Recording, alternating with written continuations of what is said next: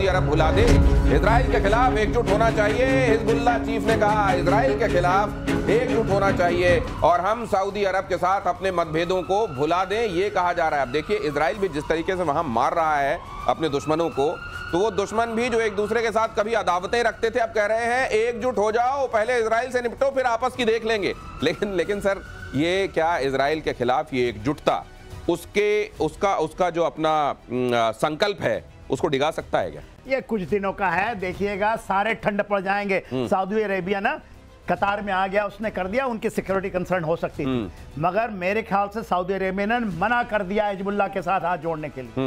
उन्होंने कहा मरे हुए हो आप, ये जाएंगे तो खुद मरेंगे। अभी एर्दोगान थोड़ा सा उछल कूद रहे हैं, वो करते हैं कि हमास भी कोई आतंकवादी संगठन नहीं है, वो कहते हैं ये लोग तो रेजिस्टेंस फोर्स हैं, मगर उनका भी दिन आने वाला है, इजराइल नहीं छोड़ने वाला है इन लोगों को। और देखिए मेरा तो ये मानना है जो ये जिहादी फोर्सेस है दे मस्ट गो, जो 3 H's हैं, अदरवाइज दुनिया के लिए हमारे लिए भी बुरा समय आएगा यदि ये नहीं जाते हैं। तो वो हमारी लड़ाई लड़ रहा है और वही लोगों की लड़ाई जो कट्टरता के अगेंस्ट में पूरे विश्व के लिए बेड़ा उठाया हुआ है। अरे ही देखिए ये फ्रांस यूके जो आ रहे हैं, जो बातें करते हैं, वो अपनी रोटियां सेक रहे हैं, हिम्मत नहीं है कि इनको रोक ले किसी तरह। इजराइल तो करेगा, मेरा ऐसा मानना है, क्योंकि वो डिटरमिन्ड है।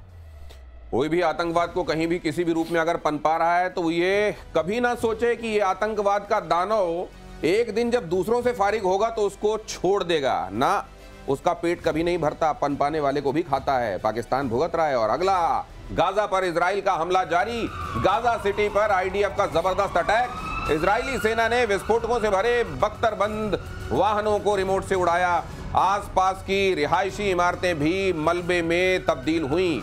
ये आईडीएफ यहाँ किस किस तरीके से ऑपरेशन कर रहा है हर दिन हम आपको बता रहे हैं। गाजा को समतल करके गाजा का एकदम ही नया स्वरूप सामने लाना चाह रहा है इजराइल, और अमेरिका भी इसमें साथ दे रहा है। बाद में अमेरिका के भी बहुत बड़े बड़े एम्बिशंस हैं गाजा को लेकर, लेकिन फिलहाल यहाँ पर कम से कम जो यहाँ से गंदगी हटाने वाला काम है वो तो इजराइल कर रहा है। नहीं, इजराइल तो कर रहा है। देखिए लोग जो उसके पक्ष में खड़े होते हैं, तो मैं ये कहता हूँ, बोलते हैं 50 बंधक हैं, उसमें 23 रूस बचे हैं, आप उनको वापस कीजिए। 2000 बोलते हैं हमास, मगर उनको वापस कीजिए ना। 20 लाख लोग हैं, मगर आप अभी भी 2000 के साथ खड़े। कुछ लोगों ने आवाज उठाई थी, 3 को कल मारा है पब्लिकली, और उस तरह से मारा है जो आपने देखा होगा किसी जगह में ISIS कत्ल करता था, और ऐसे उन्होंने गोली मारी है पैर से मार करके। तो देखिए ये कट्टरता हैज टू गो। मैं नहीं मानता, मैं भी उनके रखता हूं दर्द, जो मारे जा रहे हैं उनको बहुत तकलीफ है, मगर है क्या कि वहां पर जो आपने जिहाद शुरू किया है, इन लोग क्यों नहीं खड़े होते? हमास केवल 2000 बचे हैं अभी। कोई कहता है कि नहीं 20,000 और पैदा कर लिया, ऐसा नहीं है, 2000 एग्जैक्ट फिगर है। और मैं तो ये आपके माध्यम से ये कहूंगा कि हमास के लोग जो वहां पर हैं गाजा में, guardian please stand against this Hamas. क्यों आप मरना चाहते हैं? मेरे ख्याल से रुकेगा यदि जस्ट आप 23 जो भी बचे हैं उनको वापस कीजिए, लेकर आइए, लड़िए। यदि हम लोग होते तो शायद, यदि आप वहां होते तो आप जरूर खड़े होते। 2000 जो ये कट्टरपंथी हैं, जो कि टेररिस्ट हैं, उसके अगेंस्ट खड़े होइए। देखिए उसके बाद यदि कट्टरपंथियों के खिलाफ हमेशा हर जगह लोगों को आवाज उठाने की आवश्यकता है, क्योंकि जब ये पनपता है तो एक दिन फिर ये जाहिर है ये भस्मासुर हो जाता है। और गाजा पर इजराइल का हमला जारी, गाजा सिटी पर आईडीएफ का जबरदस्त अटैक हुआ है। इजरायली सेना ने विस्फोटकों से भरी बख्तरबंद गाड़ियों को उड़ाया है। ये खबर मैंने आपको दिखाई किस तरीके से वहां ऑपरेशन चल रहा है। और अगली खबर यह है, तुर्की के राष्ट्रपति ने हमास को क्लीन चिट दी है। तुर्की के राष्ट्रपति एर्दोगन ने हमास को क्लीन चिट दी। अब ये पूरे इस्लामिक वर्ल्ड का खलीफा बनना चाहते हैं, इसलिए ये क्लीन चिट दे रहे हैं। एर्दोगन ने हमास को आतंकी संगठन मानने से इनकार कर दिया। हमास आतंकी संगठन नहीं है, प्रतिरोध वाला समूह है, एर्दोगन ने कहा। गाजा में इजराइल नरसंहार कर रहा है, एर्दोगन ने कहा।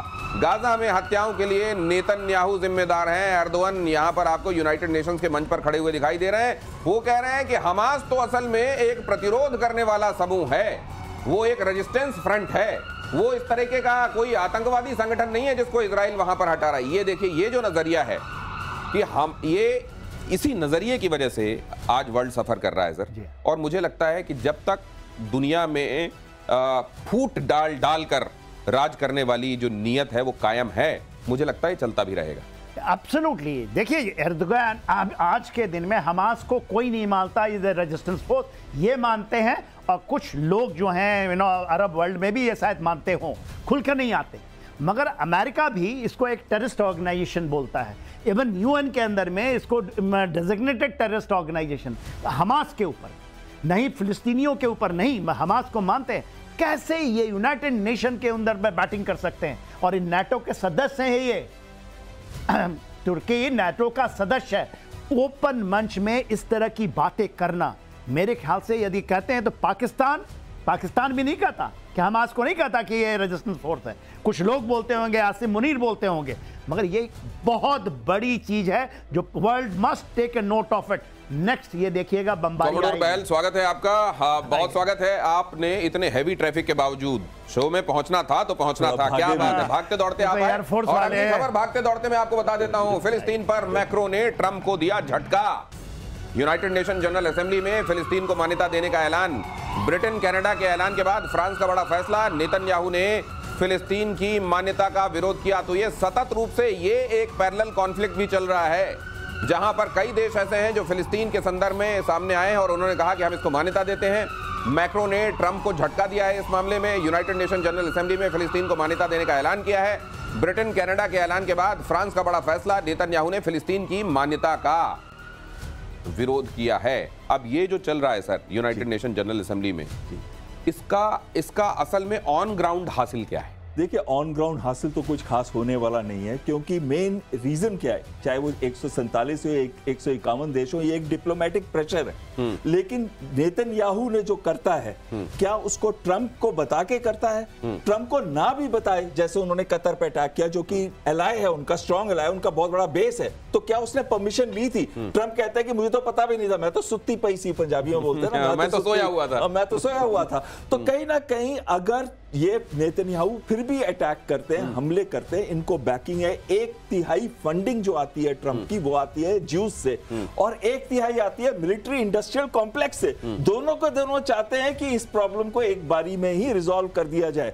तो कहीं ना कहीं ये कहने के लिए बहुत अच्छा है। ये भी अपने डोमेस्टिक ऑडियंसेस को बता रहे हैं कि देखो, हमने तो पूरी कोशिश की थी, क्योंकि राइट्स चल रहे हैं कई जगह पे, इटली में चल रहे हैं और दूसरे यूरोपियन देश में। मैंने खुद देखा एक्चुअली वहां पे प्रोटेस्ट यूरोप के अंदर कैसे चल रहे हैं, लेकिन उन प्रोटेस्ट का फायदा क्या है जो ऑन द ग्राउंड कुछ कर नहीं पा रहे। तो मतलब ये कल वाले दिन में अगर ये पूछा जाता है कि आप किधर खड़े हुए थे, तो सिर्फ ये बता सकें कि देखो हमने तो ये कह दिया था, और ताकि वक्त पढ़ने पर सनद रहे वाली जो बात होती है जनरल सिन्हा, एक चीज कह रहे हैं। आज 12:30 बजे जो इनकी मीटिंग है ट्रंप के साथ मुस्लिम देशों की, जिसमें पाकिस्तान ने भी अपने आप को डाल दिया है, उस मीटिंग का ज्यादा इंपॉर्टेंस है। अच्छा, लेकिन ट्रंप क्या अपने उस दायरे से बाहर निकल पड़ेंगे डीप स्टेट के? ये बहुत बड़ा क्वेश्चन। क्या ट्रंप अपने डीप स्टेट के प्रेशर से बाहर आकर कुछ कहते हुए दिखाई देंगे, या असल में एक बार फिर उसी के छाया में रहते हुए ट्रंप का कद छोटा दिखाई देगा? इसका इंतजार दुनिया कर रही है। वो बोलेंगे तो क्या बोलेंगे। लेकिन फिलिस्तीन को लेकर इटली में बवाल हुआ है।